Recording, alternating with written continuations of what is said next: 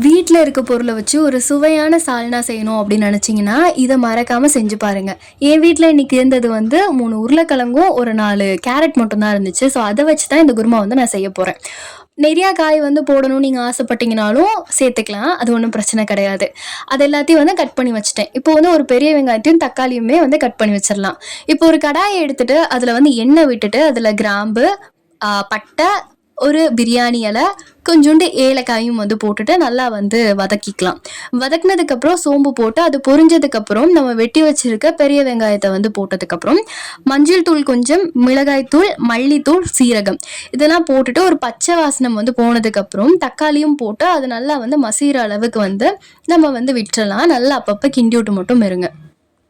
இது நல்லா வந்து இது ஆனதுக்கப்புறம் நம்ம வெட்டி வச்சிருக்க காய்கறிகள்லாம் வந்து போட்டுக்கலாம். இன்றைக்கி நான் ஃபுல்லாக வந்து தோல் எடுத்திருக்க உருளைக்கிழங்கும் அண்ட் கேரட்டும் தான் வந்து போட்டிருக்கேன். அண்ட் தேவையான அளவு வந்து உப்பு போட்டுக்கோங்க. இப்போ வந்து அந்த காய்க்கு தேவையான அளவு மட்டும் உப்பு போட்டுட்டு நம்ம நல்லா வந்து கிண்ணதுக்கப்புறம் தண்ணி ஊற்றி நம்ம வந்து மூடி வச்சிடலாம்.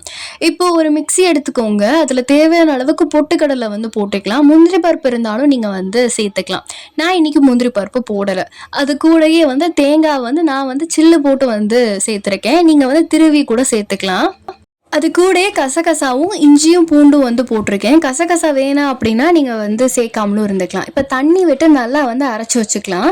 இப்போ ஒரு 10 நிமிஷத்துக்கிட்ட அந்த காயெலாம் வந்து கொதிச்சதுக்கப்புறம் நம்ம அரைச்சி வச்சுருக்கிறதையும் அதில் வந்து ஆட் பண்ணிக்கலாம்.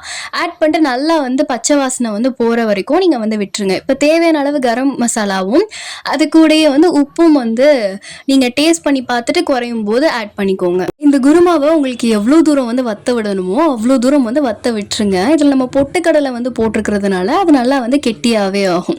ஸோ அதனால் உங்களுக்கு எந்த ஒரு அளவு வரைக்கும் வேணுமோ அந்த அளவு வரைக்கும் இது பண்ணிக்கோங்க. அதுக்கப்புறம் இறக்க போகிற ஸ்டேஜில் நீங்கள் வந்து கஸ்தூரி மேத்தி வந்து ஆட் பண்ணிக்கலாம். கஸ்தூரி மேத்தி வேணாம் அப்படின்னு நினச்சிங்கன்னா கொத்தமல்லி கூட ஆட் பண்ணிக்கோங்க. டேஸ்ட் சூப்பராக இருக்கும். இதை நான் வந்து வெஜ் பிரியாணியோடு தான் செஞ்சுருந்தேன். செஞ்சு பார்த்துட்டு கமெண்ட் பண்ணுங்கள் எப்படி இருந்துச்சுன்னு.